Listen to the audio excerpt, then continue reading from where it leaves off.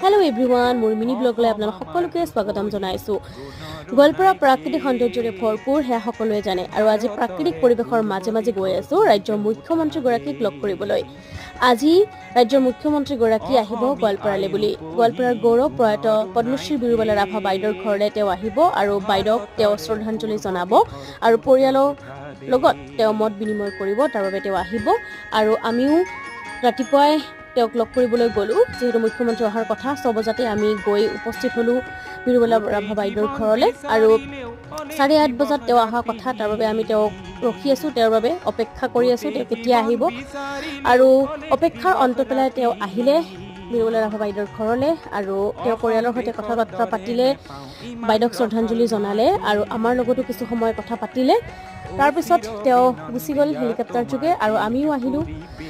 তো আজিৰ মিনি ব্লগটোত এয়াই আছিল। লগ পাম এটা অন্য মিনি ব্লগত।